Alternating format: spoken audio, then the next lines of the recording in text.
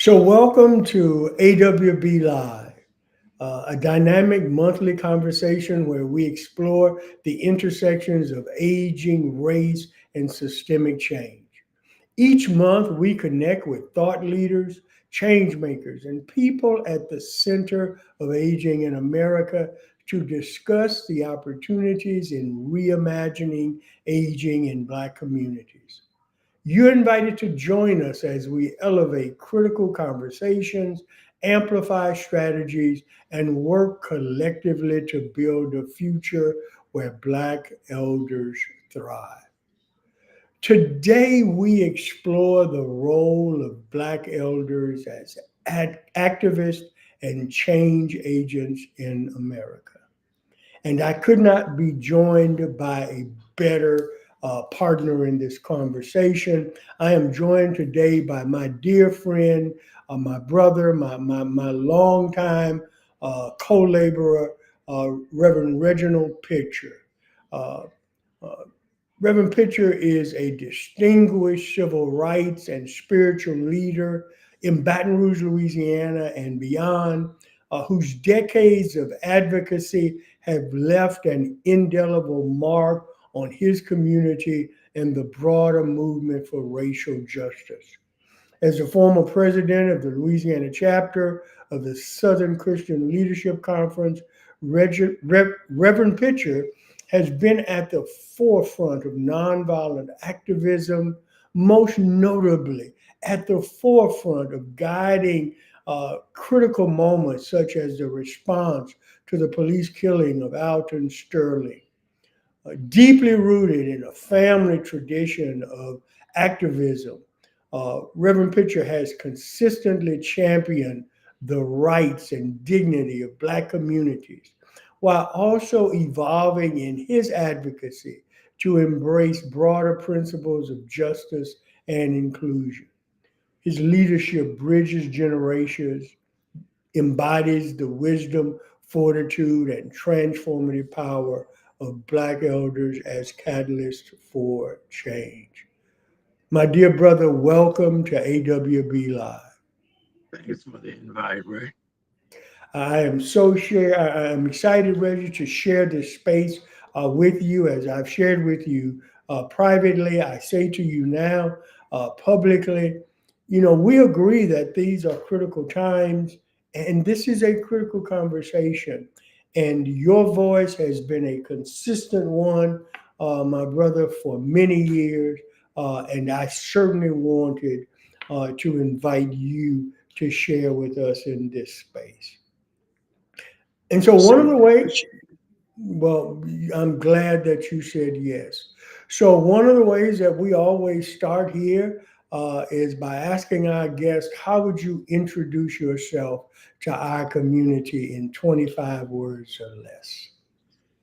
it. I'm a lifelong activist, dedicated my life to the advancement of our people socially, politically, economically, educationally, and have dedicated myself to that and have not faltered in that goal. And Yeah, it's basically who I am. yeah, in so many ways. And so, what does this concept of aging while Black bring up for you? You joined us some time ago when we talked about Black men in classrooms, and certainly you've watched as this conversation around Black aging has evolved. What does the concept bring up for you today? As a young man of 72, I've adopted a slogan, and that slogan is simply uh, my yesterdays outnumber my tomorrows. So I'm going to do all I can while I can to make sure that the fight continues. Yeah. Yeah, and that is so aligned with the conversation we're having today. And so you have carried forward this rich family legacy of nonviolent civil rights work. You've been an important voice in this community and beyond in important moments. How has your journey from advocacy, speaking for the community, to activism and mobilizing the community evolved over the decades? And what lessons can today's emerging leaders draw from your own journey and shift? Okay, Ray, back in the day when you and I first started, we were youngsters, trying to hang out with the older guys, learn from them. Uh, we when they stopped uh, fighting, through age, through illness, or what have you, there was a gap between the civil rights advancements and the backlash that followed. When we got the 64 Civil Rights Act or the 65 Voting Rights Act, elders fought to gain that. But what they failed to do is to prepare us for the backlash that came as a result of that. Because during the late 80s, early 90s, after we had experienced the Voting Rights Act and Civil Rights Act for maybe a decade or two, they organized to strip us of whatever gains we made in 64, 65. But the elders who preceded us did not prepare us to deal with the backlash that we got as a result of what they had accomplished. So, in essence, we had to basically start from scratch. We had to develop our own strategies. We took some things from that movement, but we also had to not only be on the offensive, but we had to be on the defensive. We had to develop ways of not only maintaining or going forward, but we had to also develop strategies on how to keep the ground that we had already won. So basically, when I look back at that, the means by which, and thank God for Genevieve Stewart. You remember Genevieve with the question of the day. If we did not have that platform, our movement would have been definitely hindered from getting the word out. Uh, Contrary to what's going on today, they have social media where you can put it on YouTube, TikTok, what have you. We had question of the day. We had to go out into the community and talk to the people face to face, eyeball to eyeball, and then meet at the churches or community centers to galvanize what we are trying to organize. Uh, Today, you put it on Facebook, or you put it on another social media platform, and the people will come or they won't. Uh, I think social media is good and bad.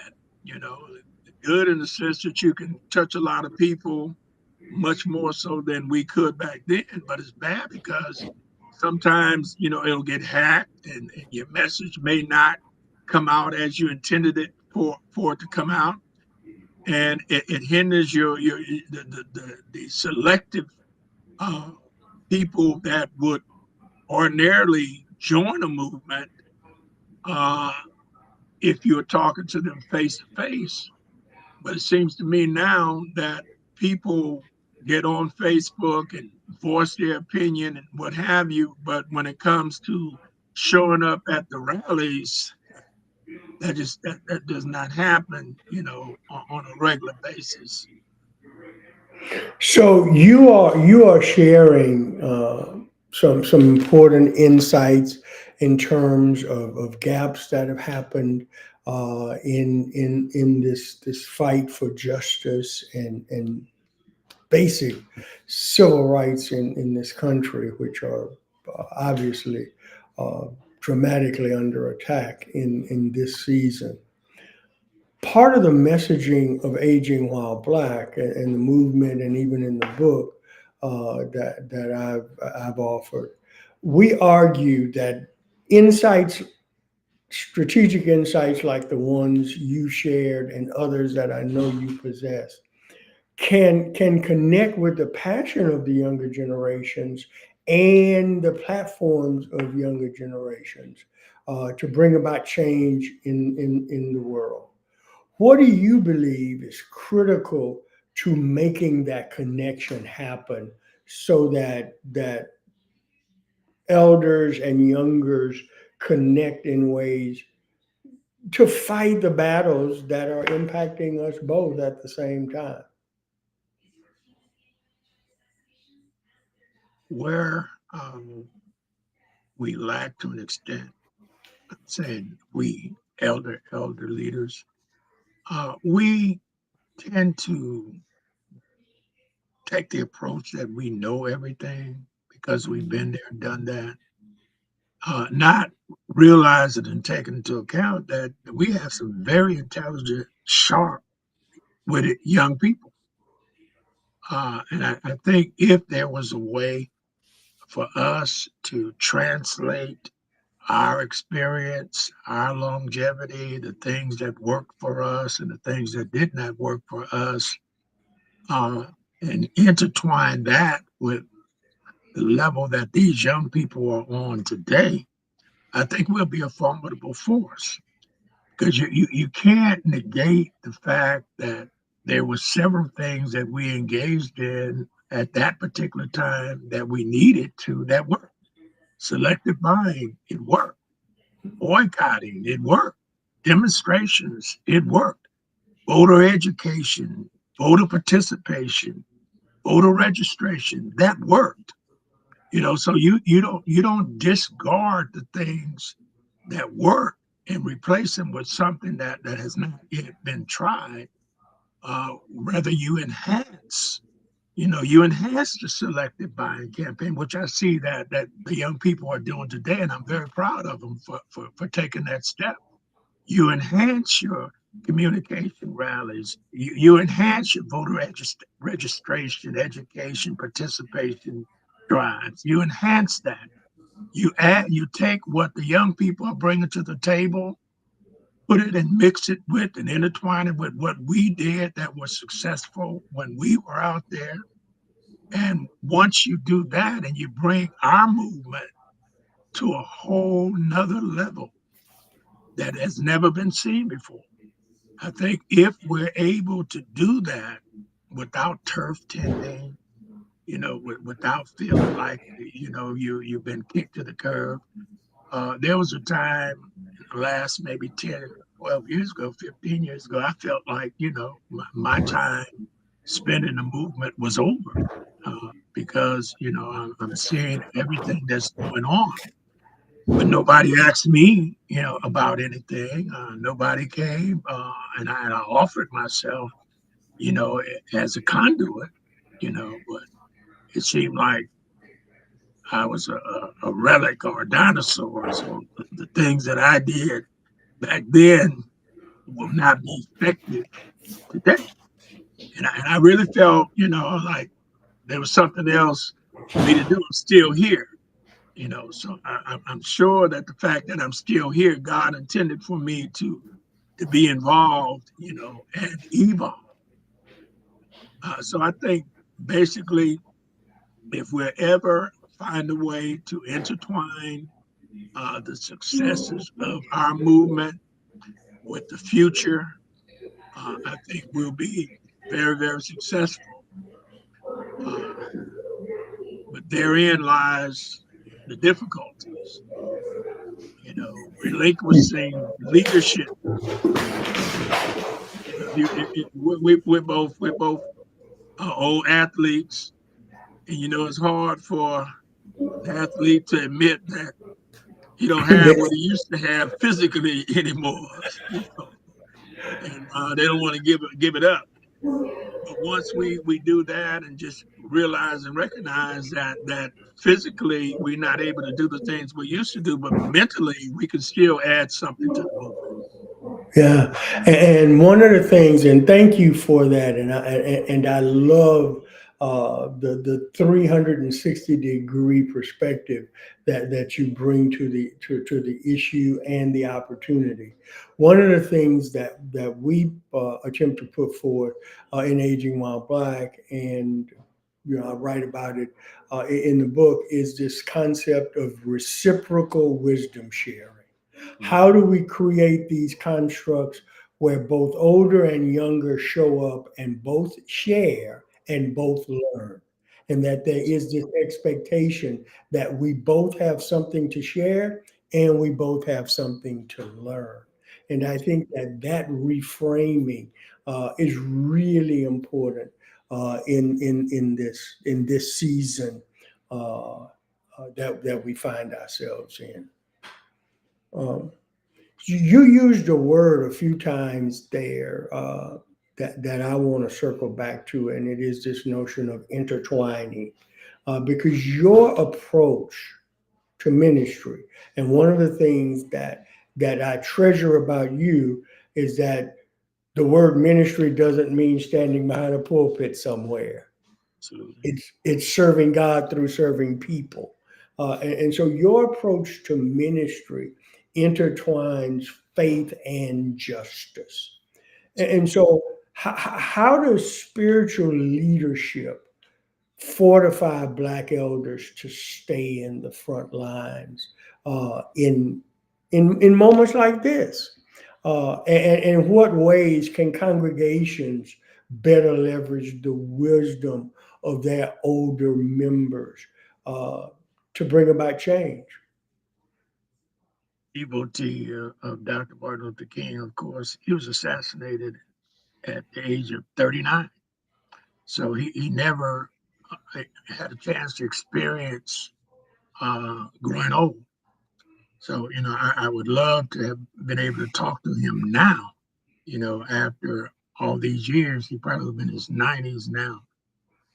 So I look at it like the spiritual foundation that I have through my belief in the Lord and Savior Jesus Christ and the teachings of my grandfather and others who sowed into my life, it expanded my horizon in terms of looking outside of the pulpit. And, as Jesus did. Jesus didn't have a pulpit. The world was his pulpit. Society was his pulpit. The community was his pulpit. And I think when you limit your leadership, when you limit your ability to speak truth to power to the pulpit, then you do your congregation a disservice, Mm, because they don't live their lives Sunday morning. They live their lives from Sunday to Sunday. And if you're not actively involved in those other 6 days in terms of providing wisdom, knowledge, and understanding for them to survive those other 6 days, then you're doing them a disservice. And I felt that, the Black preacher is the freest Black man in America. Black preacher can get up in the pulpit and say whatever he wants to say without fear of contradiction or censorship. And your people who are coming there, they not only want to be preached to inherit the by and by, but they want to understand how to survive in the here and now. And if you, as a man of God, are not preparing your people for the here and now, then your by and by message is a little bit hollow and shallow. So I prided myself into putting into action what I preach from the pulpit. Because preaching from the pulpit is one thing, but actually getting out in the streets and doing what needs to be done is something else. And yeah. let me throw this in, Ray. And this is personal. I was ostracized from the ministerial conferences, the ministerial allowances, the associations. I was a pariah to them because I challenged them to do more than just preach on Sundays. So as a result of that, I never got very many chances to preach in their pulpit or guest speaker on one of their events.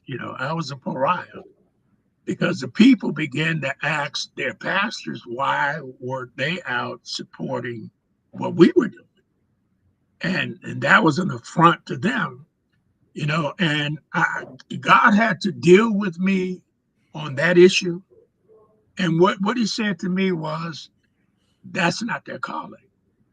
That's your calling.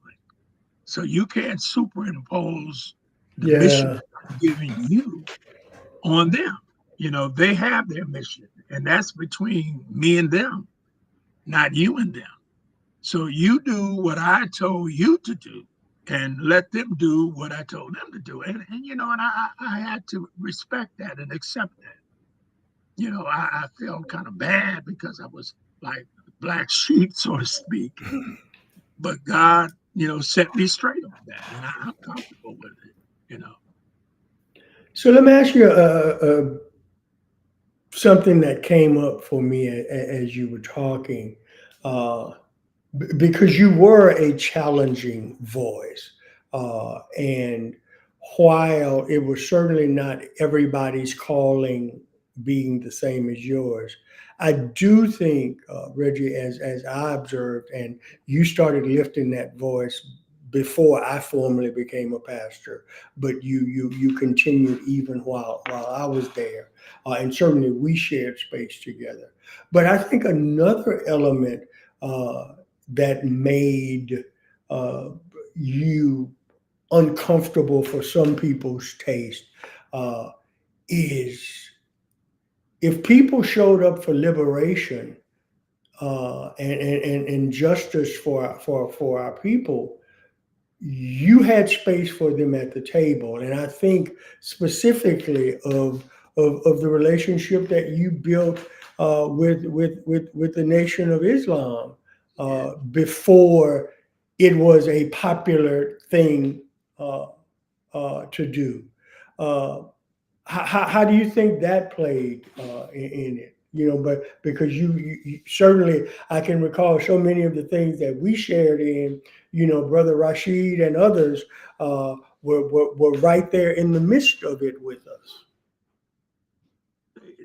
God works in mysterious ways. His wonders to perform.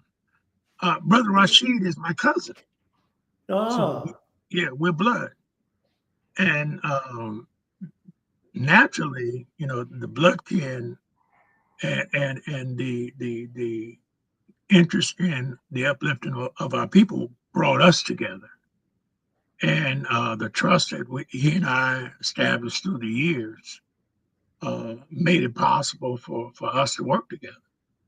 And I got backlash about that, of course, working with yeah. those black Muslims and, da, da, da, da. But the cement that secured that relationship was the fact that we were cousins. Okay. So I want to begin to move us to a close, Reggie, by thinking about this notion of sustained power building. Uh, because one of the things that you started out talking about was this important gap between civil rights and sustaining what had been what had been created. I think we are obviously in a season where activism is critical, and uh, the role of older Black people and younger Black people working together, and people who are interested in fairness for all being able to come together. But part of the challenge we face is making certain that we move beyond just the actions. You talked about, protests not being the end, but a means. And you talked about these other tools and devices. When we think about sustained power building, what concrete steps would you urge our younger brothers and sisters to take with Black elders rather than merely after us in order to transform in a sustainable way a shared liberation for our people? Well, the first thing we have to do, Ray, is start looking instead of at the ideal, start looking at the real. Our communities are deteriorating, not necessarily from without, but from within. And we have to understand that we sometimes are our own worst enemies. And unless we're able to confront the enemy from within, then the enemy from without is gonna treat us, as fair game for destruction. And by that I mean this. For years, I've been teaching about community empowerment, empower our community from within, not waiting for the white man to step in and do it for us or the federal government to step in and do it for us. But we have the power, we have the intelligence to do it for ourselves. And when I talk about community empowerment, I'm talking about claiming and reclaiming the psychological, the social, the economic, the political power in our communities, and that we control them.